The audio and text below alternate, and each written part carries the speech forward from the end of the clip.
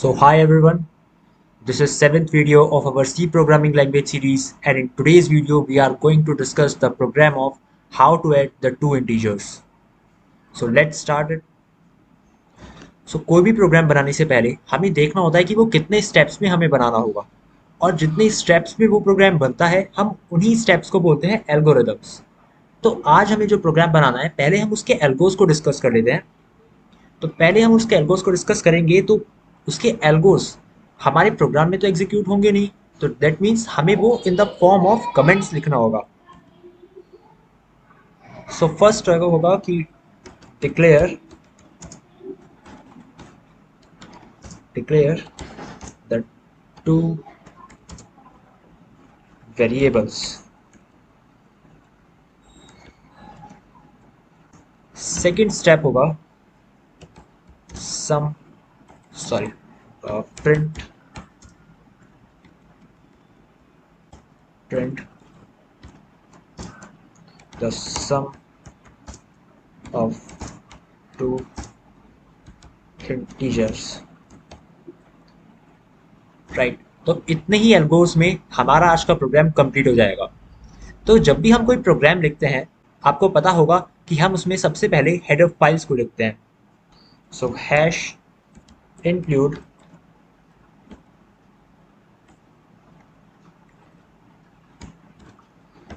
stdio.h।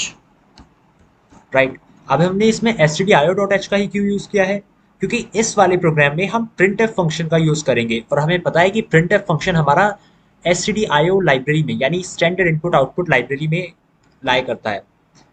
सो यही हमारा रीज़न है कि हमने यहाँ पर stdio.h को इंक्लूड करा है। क्या इसके अलावा भी हमें किसी लाइब्रेरी को इंक्लूड करने की ज़रूरत होगी? देखते हैं कि हमारा कोई और फंक्शन अदर देन printf अगर यूज़ होता है, सो मे बी हमें दूसरी लाइब्रेरी को यूज़ करने की भी यहाँ पर ज़रूरत पड़े। लेकिन अभी देखते हैं आगे प्रोग्राम में अगर कहीं ज़रूरत होगी तो हम उस लाइब्रेरी को भी इंक्लूड करेंगे। पर अभी हमें फ़िलहाल पता है कि हमारा printf फंक्शन तो यूज़ होना ही होना है। क्यों? क्योंकि हमें उस सम को प्रिंट भी कराना है ऑन द कंसोल स्क्रीन। सो इसलिए हमने यहाँ पर हेडर फाइल में stdio.h को यूज़ किया है। तो आगे बढ़ते हैं इस प्रोग्राम में। Int main. अब मैंने यहाँ पे मेन फंक्शन का यूज़ क्यों किया है? क्योंकि जब भी आपको अपने प्रोग्राम की मेन बॉडी लिखनी होती है ना, कि प्रोग्राम में क्या करना है, क्या स्टेप्स लिखने हैं जिससे आपको प्रोग्राम एग्जीक्यूट करे, तो वो जो कुछ भी आप लिखते हो वो मेन फंक्शन के अंदर लिखते हो। इसलिए हमने यहाँ पर इंट मेन का यूज़ करा है। मेन तो हमारा फंक्शन होता है, लेकिन हमने यहाँ पर इंट का यूज़ क्यों किया है वो हम आगे चल के डिस्कस करते हैं। अब हम यूज़ करेंगे यहाँ पर ये कर्ली ब्रेसेस को। मेन फंक्शन में आप जो कुछ भी लिखते हो वो कर्ली ब्रेसेस के अंदर ही लिखना पड़ता है।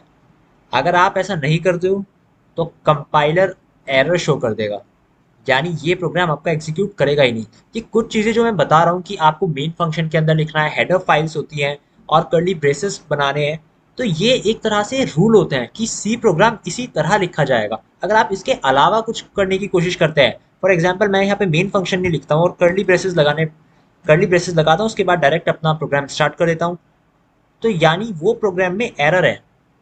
क्योंकि मेन फंक्शन तो प्रोग्राम में आना ही चाहिए, इसके बिना प्रोग्राम बनेगा ही नहीं। इसलिए ये कुछ बेसिक रूल्स होते हैं एक तरह से, या एक स्ट्रक्चर होता है प्रोग्राम का, वैसा ही हमें प्रोग्राम बनाना होता है। तो आगे बढ़ते हैं अब इस प्रोग्राम में। तो हम अब अपने एल्गोस की तरफ जाते हैं, जिसमें हमने पहला देखा था डिक्लेयर द टू वेरिएबल्स। अब वेरिएबल्स को डिक्लेयर कैसे करते हैं आइए देखते हैं। देखिए, जब भी आपको वेरिएबल्स को डिक्लेयर करना होता है तो सबसे पहले आप उनका डेटा टाइप लिखते हैं वहाँ पर। अब हमारी जो वेरिएबल्स हैं उनका डेटा टाइप क्या होगा? देखिए, आज जो हम प्रोग्राम बना रहे हैं वो print the sum of two integers, और दो इंटीजर का सम, यानी हमारा जो वेरिएबल्स होंगे, हमारे जो दो नंबर जिनका सम हो रहा होगा वो भी इंटीजर्स ही होंगे। तो यानी इस एक चीज़ तो यहाँ से क्लियर है कि इंट ए कॉमा बी जो हमारा वेरिएबल्स का डेटा टाइप होगा, हम पहले उसको लिखते हैं डिक्लेरेशन में। जैसे ये इंटीजर वेरिएबल्स थे तो इसलिए हमने यहाँ पर इंट को लिखा। अब ए कॉमा बी क्यों लिखा? क्योंकि ये हमारी वेरिएबल्स हैं, हम दो नंबर्स का सम करेंगे, इसलिए हमें दो वेरिएबल्स की ही रिक्वायरमेंट है। दो वेरिएबल्स की ही रिक्वायरमेंट क्यों है? क्योंकि उन दो वेरिएबल्स में हम उन नंबर्स को स्टोर कराएंगे। एक बार फिर से रिपीट कर देता हूं मैं। इंट ए कॉमा बी लिखा है जिसमें इंट हमारा डेटा टाइप हो गया और ए कॉमा बी हमने दो वेरिएबल्स लिए हैं। दो वेरिएबल इसलिए लिए हैं क्योंकि हमें दो इंटीजर्स की यहाँ पे रिक्वायरमेंट है। उन दो इंटीजर्स को हम अलग अलग वेरिएबल्स में स्टोर कराएंगे। दैट्स दैट्स वाई हमने यहाँ पर दो वेरिएबल्स को लिया है। अगर आप यहाँ पर तीन वेरिएबल्स का यानी तीन इंटीजर्स का सम कराते तो आप यहाँ पर ए कॉमा बी कॉमा सी भी ले सकते थे, लेकिन क्योंकि हम यहाँ पर दो इंटीजर्स का सम करा रहे हैं इसलिए हम ए कॉमा बी लेंगे। और सेमी कॉलन तो मेन फंक्शन के अंदर आप जो भी लाइन लिखते हो उसके एंड में सेमी कॉलन आना तो कंपलसरी है। अगर आप सेमी कॉलन नहीं लगाते हो तो ये प्रॉब्लम हो जाएगी, यानी ये एरर शो करेगा। सेमी कॉलन की मिस्टेक्स इनिशियल स्टेज में बहुत होती है, तो आपको हर लाइन के बाद ध्यान रखना है कि सेमी कॉलन लगाना ही लगाना है। मेन फंक्शन में जब भी आप किसी लाइन को एंड कर रहे होते हो तो उस लाइन के एंड में सेमी कॉलन का यूज करना कंपलसरी है। तो हमने वेरिएबल को डिक्लेयर भी कर दिया है। अब इन वेरिएबल्स को हम कोई भी वैल्यू दे देते हैं, कोई भी इंटीग्रल वैल्यू दे देते हैं। फॉर एग्जाम्पल ए में मैंने 6 स्टोर करा दिया है और बी में 10 स्टोर करा देते हैं। ठीक है, अब ये दोनों इंटीग्रल वैल्यूज को मैंने ए कॉमा बी में स्टोर करा दिया है, यानी 6 जो वैल्यू है वो ए में स्टोर हो गई है और जो 10 वैल्यू है वो बी में स्टोर हो गई है। अब सी लैंग्वेज में कोई आप इसको इक्वल्स टू मत समझिएगा। ये इक्वल का साइन यहाँ पर बनाया तो है, लेकिन ये चीज का यहाँ पर मीनिंग कुछ और होता है। इसका मतलब ये है कि आपका ये जो वैल्यू है, आपकी जो वैल्यू है 6 वैल्यू है, ये ए में जाके स्टोर हो गई है। और यहाँ पर 10 का मतलब ये है कि 10 की जो वैल्यू है 10, ये जो वैल्यू है 10, ये बी वेरिएबल में जाके स्टोर हो गई है। इसका मतलब ये होता है अगर यहाँ पर कहीं भी आपका इस टाइप से सिंबल यूज होता है, यानी ये वाला जो सिंबल यूज होता है, इसका मतलब ये होता है कि लेफ्ट में जो वैल्यू है, सॉरी राइट में जो वैल्यू है वो लेफ्ट में किसी वेरिएबल में स्टोर हो गई है। इसका मीनिंग ये होता है। तो आई होप आपको ये समझ आ गया हो। तो आगे बढ़ते हैं इसमें।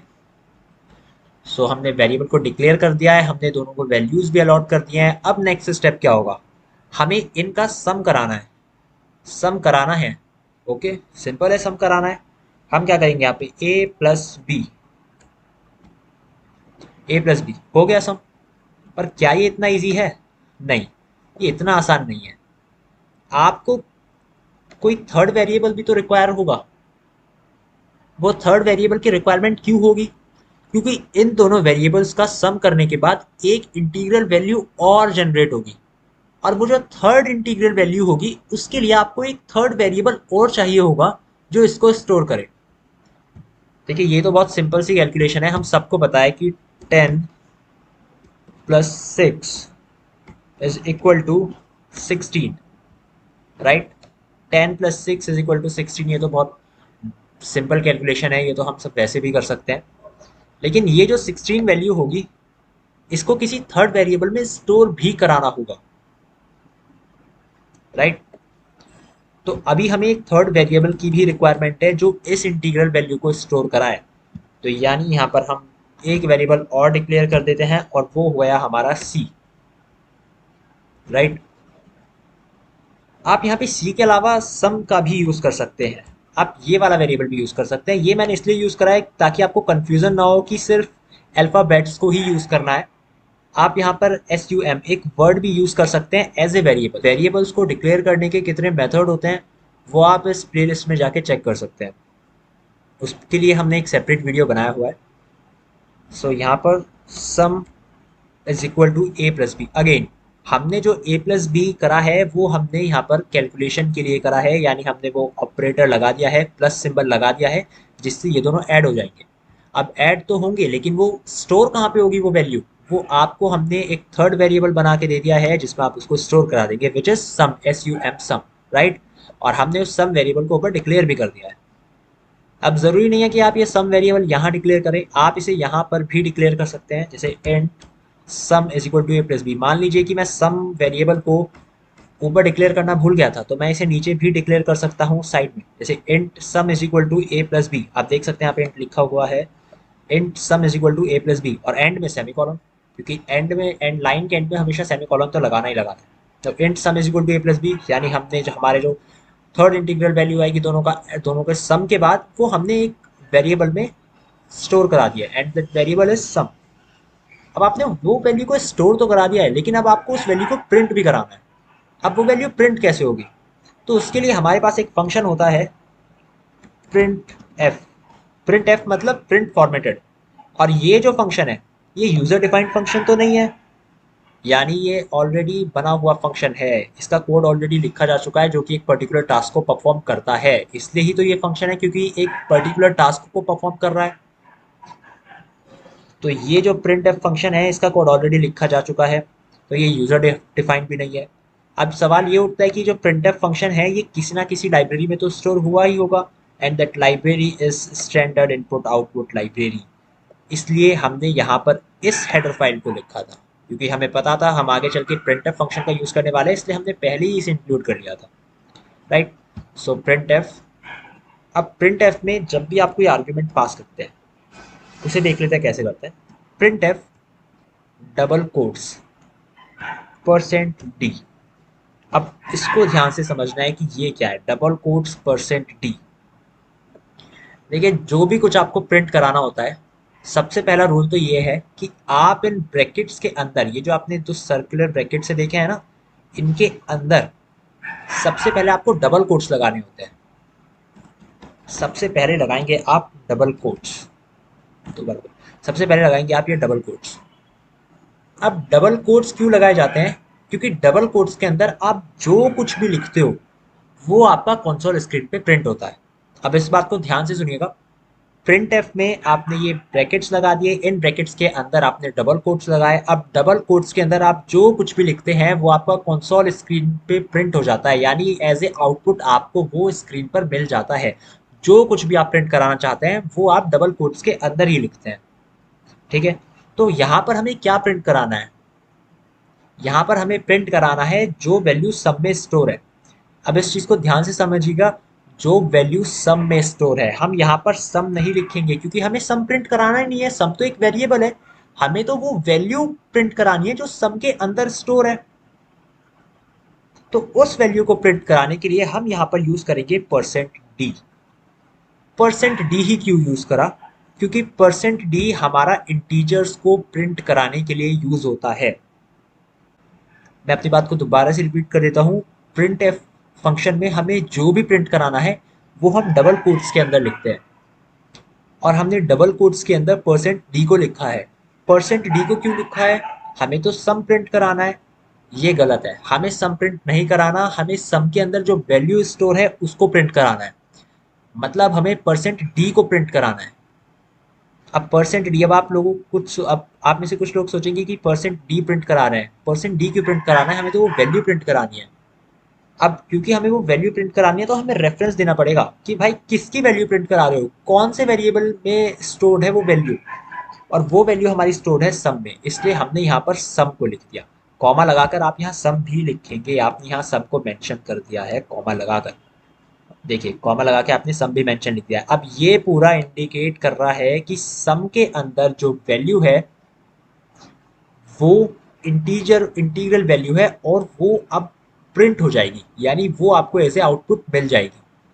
%d हमने इसलिए यूज करा है क्योंकि हमें पता था दो इंटीग्रल वैल्यू के सम से हमें एक इंटीग्रल वैल्यू ही मिलेगी, और इंटीग्रल वैल्यू को डिनोट करते हैं हम %d से। जब भी हमें इनपुट आउटपुट समझना हो, या जब भी हमें इनपुट आउटपुट में इंटीजर वैल्यू की जरूरत होती है तो हम उसे %d से डिनोट करते हैं।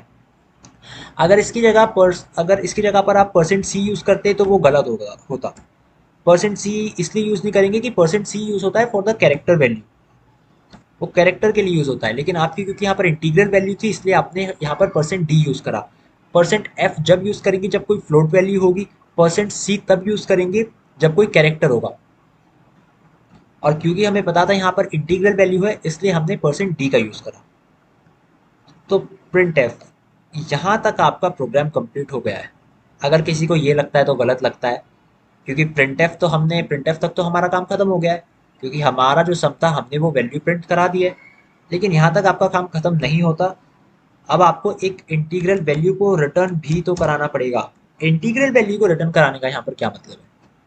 हमने देखा था कि मेन फंक्शन है, और मेन फंक्शन के बाद मेन फंक्शन से पहले हमने यहाँ पर इंट लिखा था। इंट का मतलब होता है इंटीजर, और हमें ये भी पता है कि फंक्शन हम उसे कहते हैं जो एक पर्टिकुलर वैल्यू को या किसी वैल्यू को रिटर्न कर रहा हो, है ना। तो यहाँ पर मेन भी कुछ ना कुछ रिटर्न करेगा। तो मेन क्या रिटर्न करेगा? मेन रिटर्न करेगा एक इंटीजर, यानी एक इंटीग्रल वैल्यू को रिटर्न करेगा मेन यहाँ पर। तो इसलिए हमने यहाँ पर रिटर्न जीरो करा है, यानी ये डिनोट कर रहा है कि मेन रिटर्न कर रहा है एक इंटीग्रल वैल्यू को, और वो इंटीग्रल वैल्यू कौन सी है? वो है जीरो। अब ये जरूरी नहीं है कि आप यहाँ पर जीरो ही यूज करें, आप कोई भी इंटीग्रल वैल्यू को यूज कर सकते हैं। आप चाहे तो वन यूज कर दीजिए, आप चाहे तो थ्री यूज कर दीजिए, आप चाहे तो सिक्स यूज कर दीजिए, इट्स अप टू यू। लेकिन हम जनरली जीरो को ही यूज करते हैं। तो ये हमारा पूरा कोड हो गया, sum of two integer with using third variable. ये है with using third variable, with using third variable. Third variable हमने यहाँ पर यूज करा है दो इंटीजर्स को प्रिंट कराने के लिए, यानी दो इंटीजर्स के सम को प्रिंट कराने के लिए हमने यहाँ पर थर्ड वेरिएबल का यूज करा है। अब इसका एक दूसरा मेथड भी होता है जिसमें आप ये थर्ड वेरिएबल को यूज करेंगे नहीं, पर उससे पहले हम यहाँ पर देख लेते हैं कि इसको एग्जीक्यूट करा के देख लेते हैं कि कोई एरर तो नहीं है, रन तो कर रहा है ना ये ठीक से।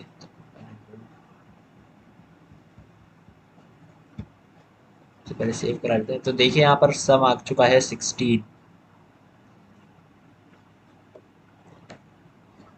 यहाँ पर सम आ गया है 16। आप देख सकते हैं कि ये बिल्कुल ठीक है। तो आई होप आपको ये प्रिंटफ वाला तो समझ आ गया होगा। कॉमा लगा के सम हमने इसलिए लिखा है क्योंकि हमें बताना पड़ेगा कि ये इंटीजर वैल्यू किस वेरिएबल में स्टोर है। जिस भी वेरिएबल में स्टोर होगी इंटीजर वैल्यू, आप वो वेरिएबल साइड में मेंशन ज़रूर करेंगे, ये ज़रूरी होता है। और परसेंट डी इसलिए यूज़ करा क्योंकि हमें पता था कि वो जो वैल्यू है वो एक इंटीजर है।